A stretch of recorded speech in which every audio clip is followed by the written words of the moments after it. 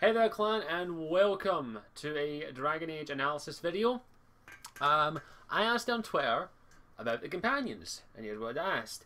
I asked, what would you prefer I did in a video regarding the companions of Dragon Age Inquisition? Would you prefer I just did all the companions in one long video, or give each companion their own story? Now by companions I'm talking about your party members and your advisors. And you just chose individual characters, individual videos. So I did random, and I used these little tarot cards that came with the collector's edition that I got to decide who I should do first, pun intended.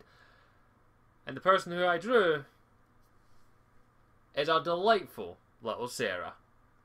And by the way, this card is the Hanged Man. So our first character we're talking about is our darling Red Jenny, our humorous counterpart. Sera was never an agreeable girl. Her tongue tells tales of rebellion, but she was so fast and quick with her bow. No one quite knew where she came from. Sera. Okay, so basically I'm just going to give you my thoughts on Sera. That's basically what this video is going to be. I don't know how long it's going. I'm going to go as long as it takes, basically. Okay, right, well first introduced to Sera through her friends, basically. You recruit her in Val Rio, basically. Basically what happens when you go to Val Rio, for the first time, a arrow hits the ground in front of you at some point, normally after the initial cutscene. And of course, spoiler warning, I will be talking spoilers here. And basically just says, find the rest of my red packages. And you go around, find them, and you stumble across a letter that basically just tells you to go to this location to meet Red Jenny. And you meet her, and it turns out to be Sera. And she introduces herself as a humorous character. She, right off the bat, basically comes across as that kind of funny character of the group. And basically, her reasoning for joining the Inquisition is quite simple. Well, simple, but there's a lot more to it. She basically just says, "You are the big bad. You're the big guys now. This guy was after you. I killed him for you. Therefore, I want to join."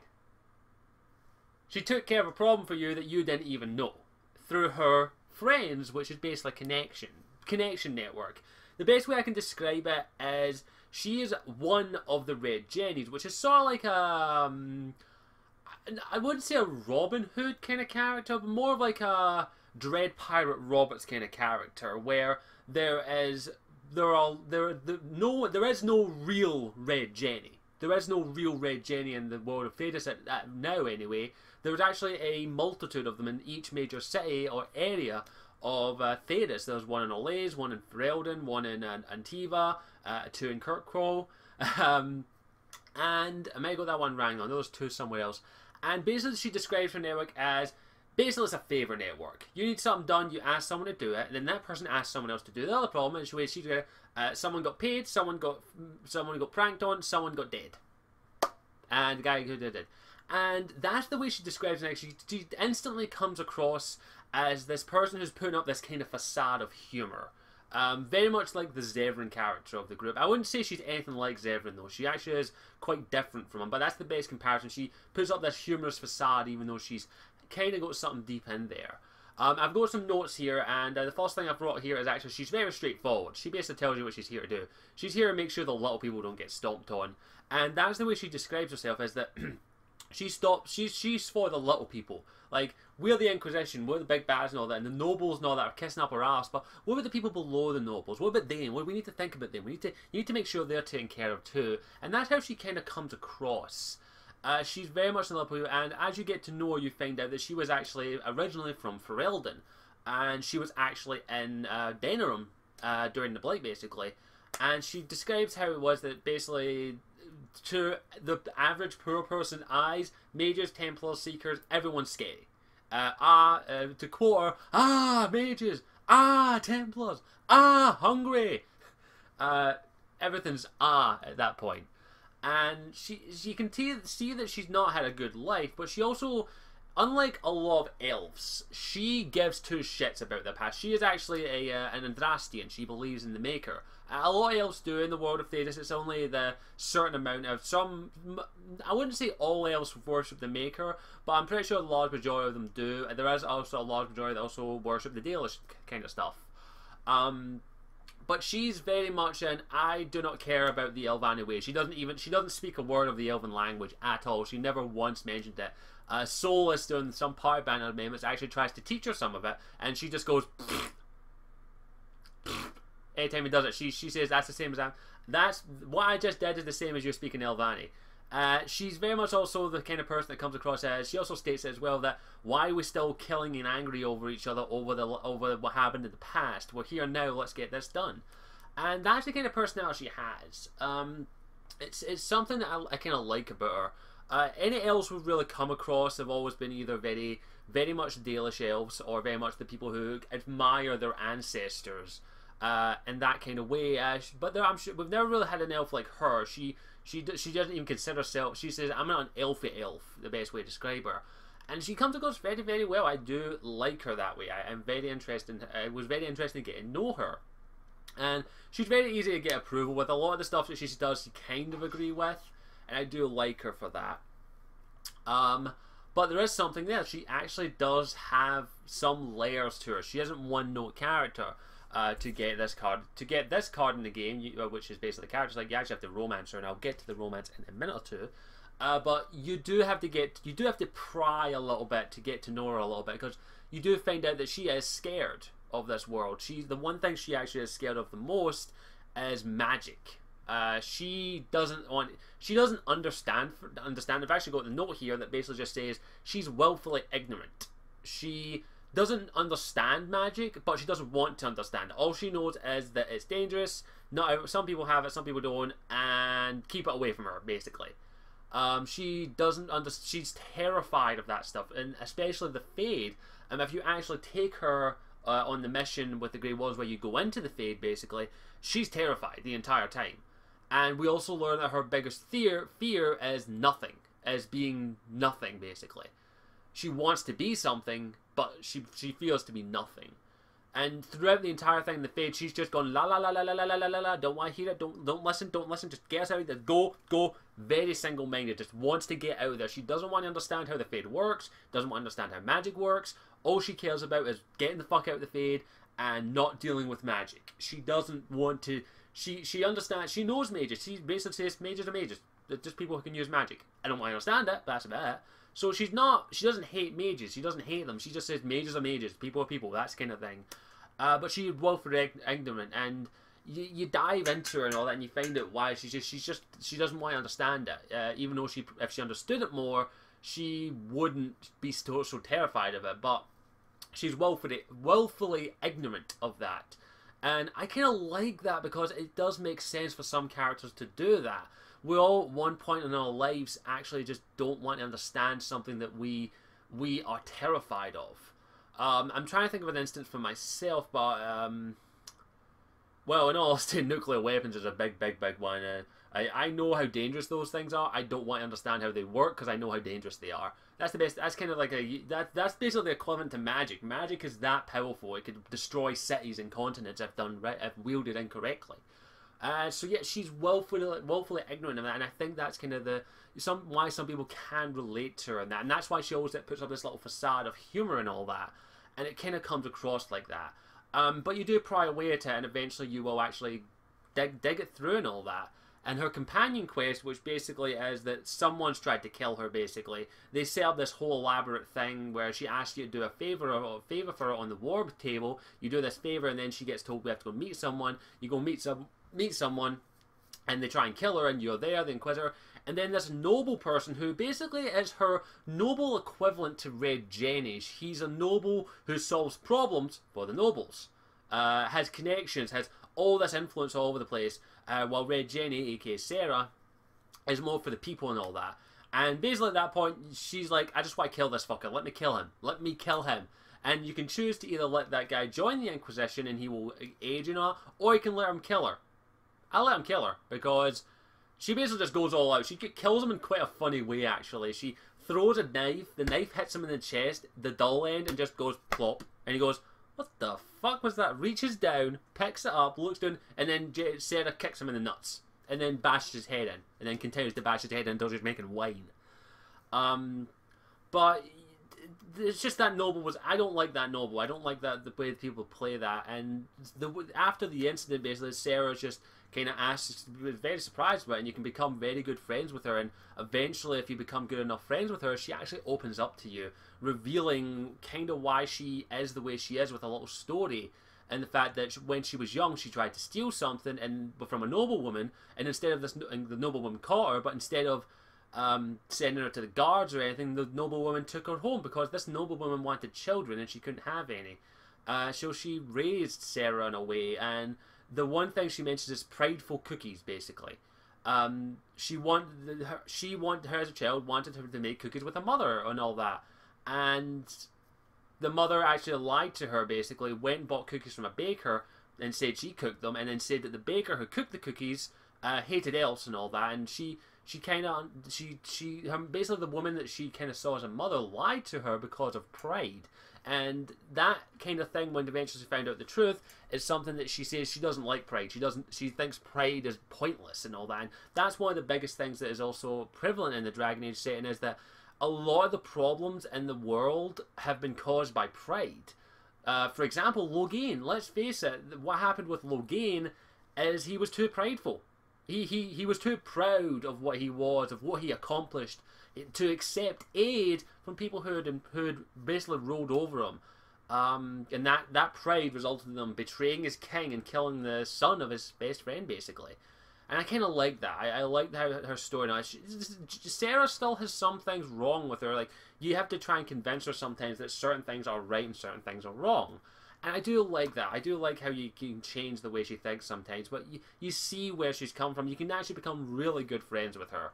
And it's very... even if you don't romance her, you do become good friends with her, which I really, really like.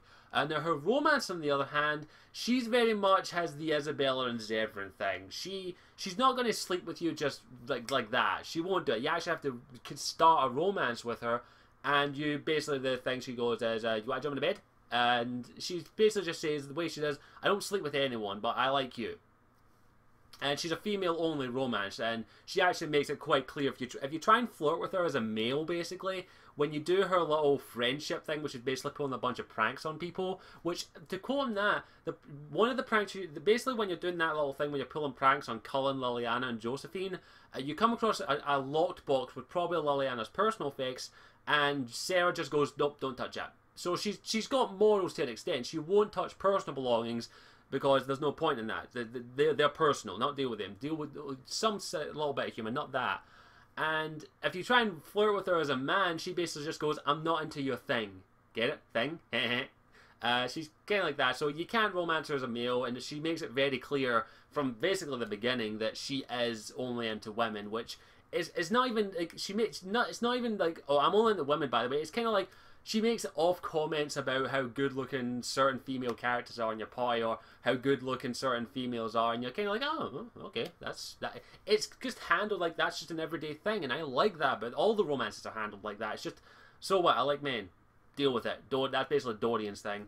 And Sera just like, I like women. So what? Deal with it. Things don't do it for me.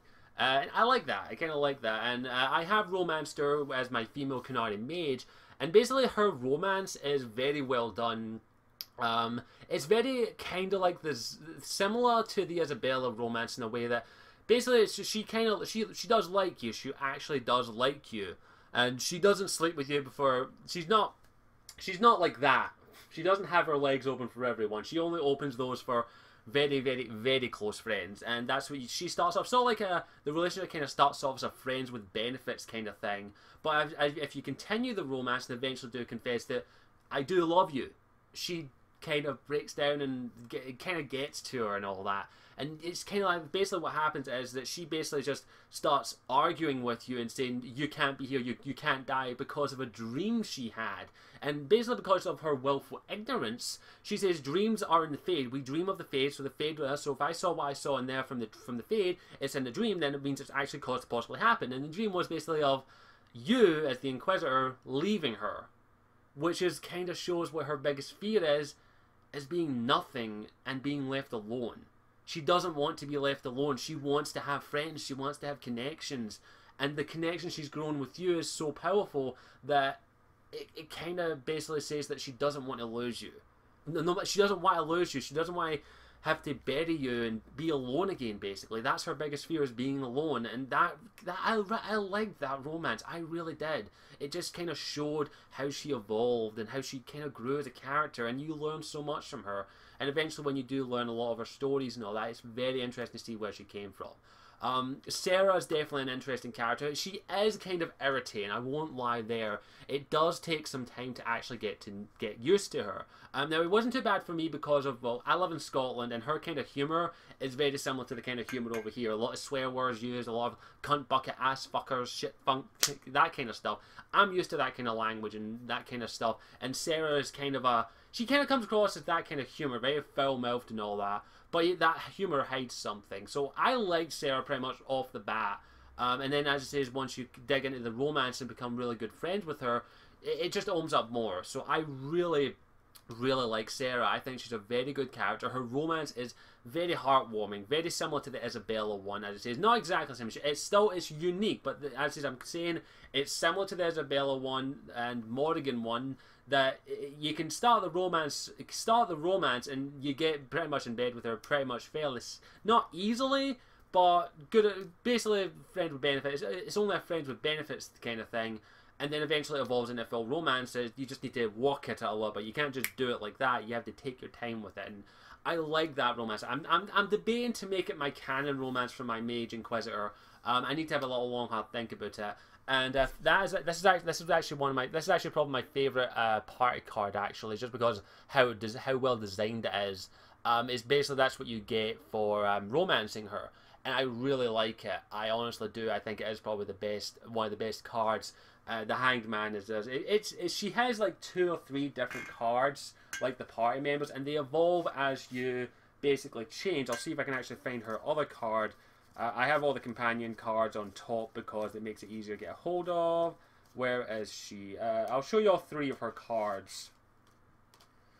There may be a 4th, but I don't think there is. These are her 3 cards. This is the one you get at the start, which is just normal. This is one you get when you become good friends with her.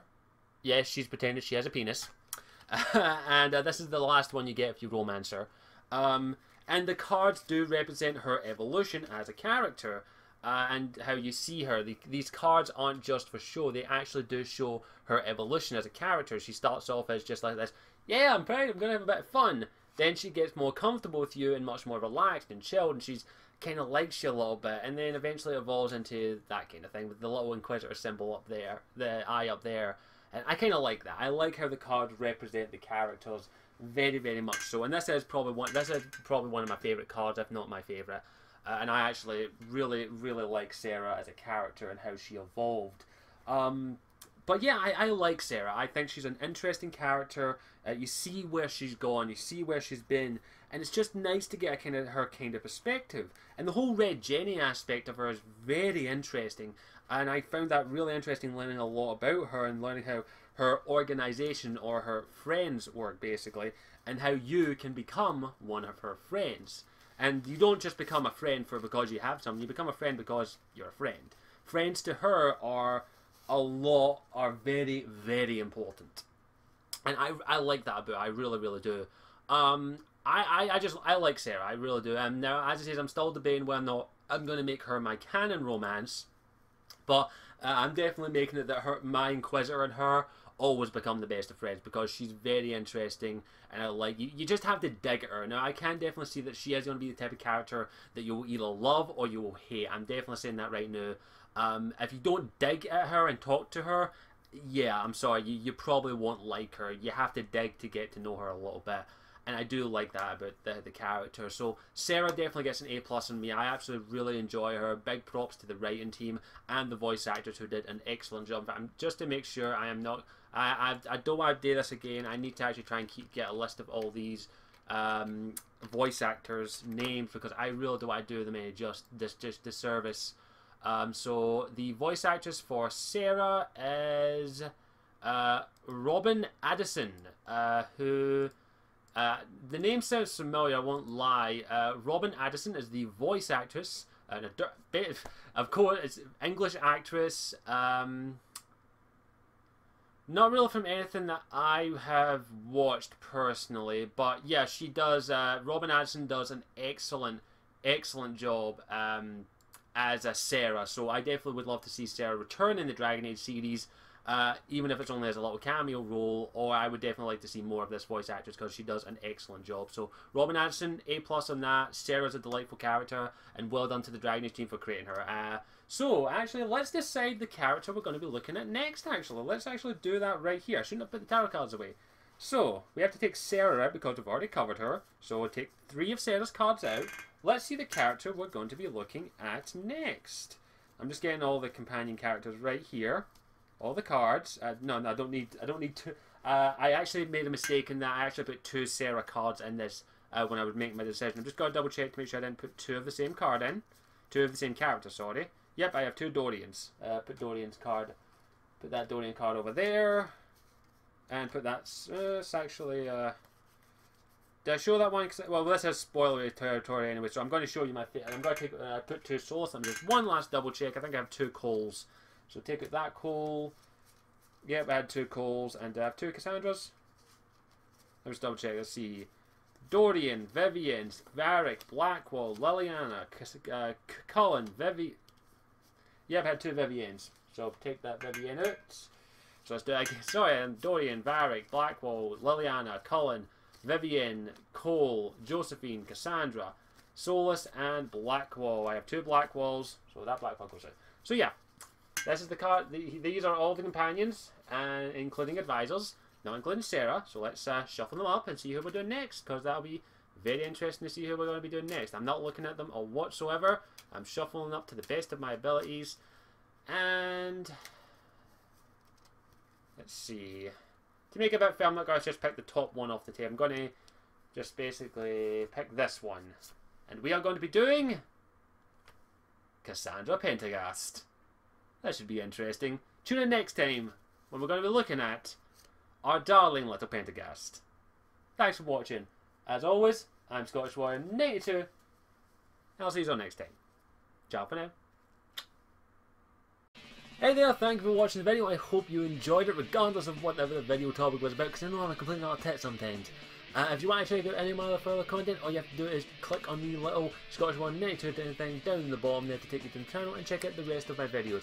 If you want to follow me on any of my social medias, it's just Scottish Warrior 92 everywhere else. And also, if you want to help support the channel, all you have to do is pop in the link in the description to my Patreon page, patreon.com/Scottish Warrior 92, in which if you feel like my content is worth it, you can donate $1 a month to help continue to support this channel and help me make this into a full-time gig. Feel free to go check out the Patreon page to make sure it is to your liking and you actually want to spend $1 a month on this shitty channel. Thank you for watching. Again, as always, I am Scottish Warrior 92, and I hope you'll stick around and may even join the clan by clicking that subscribe button. Thank you. Mwah.